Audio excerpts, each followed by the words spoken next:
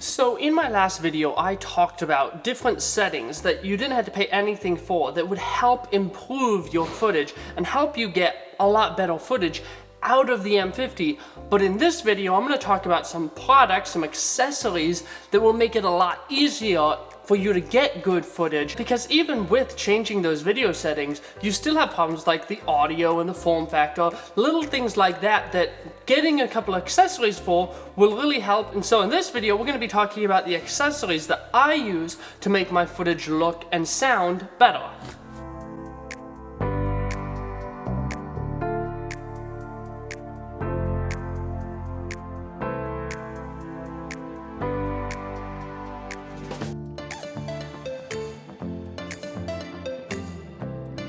My little brother Gecko is helping me with work today. Now, one of the big things that the M50 needs help with is audio, and the fact that the internal mics just aren't very good. And so we want to get an external mic on this. Now, I know probably you're expecting me to say, get this mic or get this mic, but really it depends on your situation.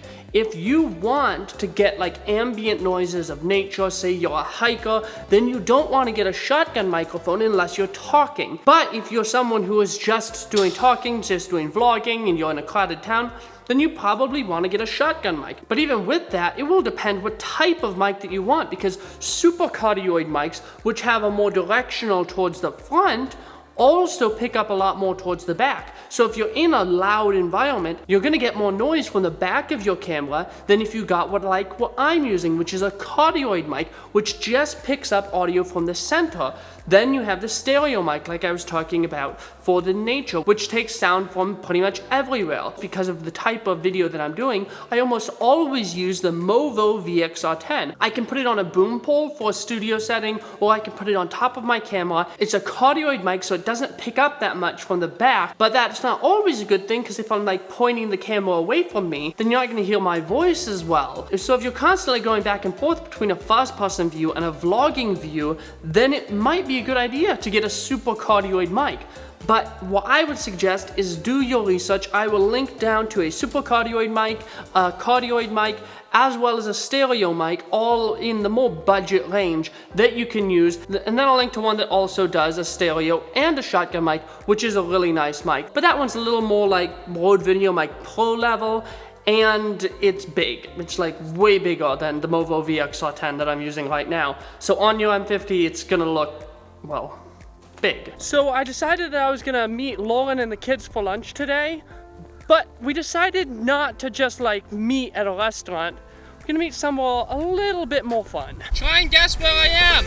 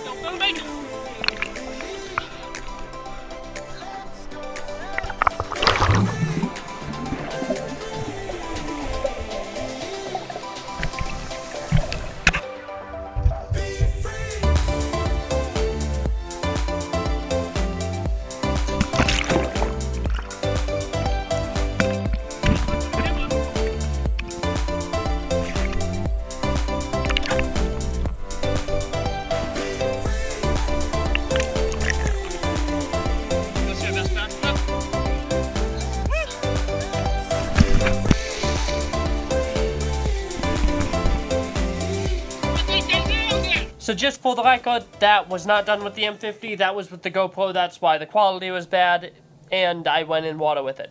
Don't try that with the M50. But you know what, this is a good place to talk about the accessory number 2, which is a variable neutral density filter. And basically what this is two polarizers that go against each other, therefore darkening your image, and it acts kind of like a solid neutral density filter. And you can spin it in order to darken or brighten the image. But if you notice, it kind of crisscrosses at one point. That's actually the polarizers kind of going too far. And so you can't really use your variable ND filters, at least not the cheap one, to their full potential. But what I do normally, if I need a little more neutral density than my ND filter can do, what I do is I get a solid ND filter that's a few stops darker, and I put that on the end, and then I just spin that whole unit over, and that usually works if it's cross-polarizing. Get a solid ND filter, put it on the front of your variable ND filter. That way it starts out darker and you get dark enough before you hit that cross polarization mark.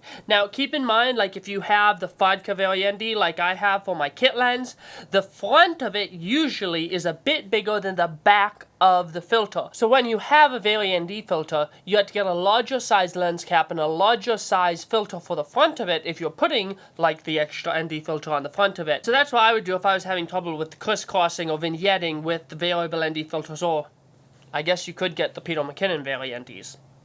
Those work great too. Man, I was planning on doing more video while I was walking, but I got some water in my ear while I was swimming, and so I need to take care of that, and then I'll pick up this video. Hopefully it's not late again. My face is now sunburned and my ear still hurts a bit, but I figured I would go ahead and finish this video. I really debated about whether or not I actually would. But because I missed my midweek video, I really wanted to go ahead and make this one. I'm the type of person where if I stop doing something for too long and I like put it off and put it off and put it off, it'll never get done. So I'm trying to be disciplined about making these videos and yada yada. You don't want to hear this. You want to hear what the last few accessories are. I just want to go back actually to the first one I mentioned with the microphone and just mention that I use the Movo VXR10. That's the one I linked down as a budget cardioid microphone in the description, but I actually don't use the Movo VXR10 shock mount, the mount that comes with it. I use an SHM3 shock mount from Asden, and that's the one that I figured out works really well for this one. It fits in it pretty well. It gets rid of most of the handling noise, but is less obtrusive and less brittle, because that's one thing I forget to mention, is that if you are rough with your gear, the Movo VXR10 shock mount is not as good as, say, the Rode shock mount. And keep in mind that I consider these the top accessories for the M50 because these are the accessories that I use on a daily basis. These are the accessories that I use for YouTube. Not necessarily because they're the best across the board, but when I'm doing a video, these are the accessories that I use. And one of the big ones, because I don't like the form factor of the M50, is the small rig cage. That light's going dim. Hold on a second.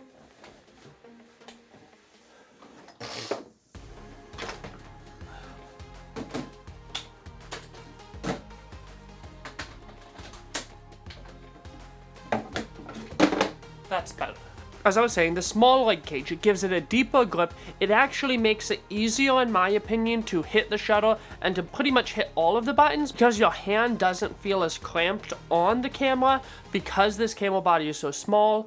It has an Arca Swiss built into it, but only the larger size of the Arca Swiss plates will actually work with the Arca Swiss on the bottom of the cage. Keep that in mind. It can get a little wobbly over time because there's not really any rubber on it to keep it from moving, and there's not a secondary set screw like there is on some of the other cages, but all of your ports are completely open. I've done a video review on this. It was, if you want technical information, that's not the review you want to watch. If you like seeing my face, that's the review you want to watch, but yeah. It has an offset hot shoe mount, so if you wanted to put a top handle onto this cage, which eventually I want to do, then you would still be able to mount a mic without having to buy a cold shoe to screw onto it. The biggest thing about the cage is when you're using the EF lenses or bigger lenses than the small tiny EFM lenses, even the 10 to 18 lens and the adapter, it feels way out of balance using that lens on this tiny little M50 body, and the cage really helps that because it gives it a similar grip, in my opinion, more comfortable than something like an SL2. The last accessory that I want to mention is, no, I'm not going to say GorillaPod. I use the GorillaPod. I use the GorillaPod 3K, not the Pro version, but a tabletop tripod. Something you can hold out in front of you for a vlogging situation, but also something that you can put down. Because vlogging is so much more dynamic when you don't just have the same exact type of shots. When you're always doing a walking around shot, it gets boring. When you're always doing a moving shot, it gets boring. And so having a tabletop tripod like the GorillaPod or the SwitchPod or the small Manfrotto Pixie tripod, those all work very well. different ones will work for different people. Me, I live in the country. I don't have concrete everywhere. I don't have flat surfaces to always be able to lay my camera down. So I got the Gorilla Pod, and I probably won't get the Switch Pod because the Switch Pod works very well, but more of in that cityscape environment. And the Little Man Photo Tripod is really nice, and it's stable when you put it down. You can just set it right down, but it has a little bit of the same issue as the Switch Pod. It's sort of made for more flat surfaces, but the biggest problem for me is because I use the 15-45 lens, which is a 24mm equivalent, instead of the 10-18 or the 11-22. I like to have that extra reach to be able to hold it out in front of me. And the last accessory, and I have done a video on this, is a adapter. Now, people ask me whether they should get a speed booster or a standard adapter, and really that depends on you. A speed booster is really nice if you're trying to adapt over the full frame lenses, but of course that gets out of balance really easily. But you can't adapt over the EFS lenses. You can't adapt over the crop sensor lenses that are way cheaper, like the 24f2.8 or the 10-18, those crop sensor EFS lenses that are more balanced with the M50. They won't work with the speed booster. So actually what I would suggest is, unless you had full frame lenses to begin with before you had this camera, I would suggest getting the standard adapter, which is going to be a third of the price anyway, but the standard adapter, that way you have a wide variety. You can do everything from an L series lens to a crop sensor 18-55 that you had in your back drawer, but you've always really liked that lens. Now those were what I consider to be like the top 5 accessories for running gun stuff, not necessarily the top 5 for everything. If you would like me to do a top 5 or top whatever accessories, I actually figure out what I like and then number it afterwards. I don't try and pick a number and then fit something into it, so it might be the top 2. But anyway, if you want me to do a studio setup, you know, besides the lighting that we already have stuff or we already kind of know what we want, but more of the little accessories that make a huge difference, something like this boom arm. If I didn't have this boom arm, my audio would be nowhere near as good as it is. So if you would like to see that video, comment down, let me know, and give this video a like. But regardless, I hope you found this video helpful, and if you want to see more videos like this, go ahead and subscribe, hit the notification bell, and I'll see you all in the next video. Hopefully when I'm feeling better.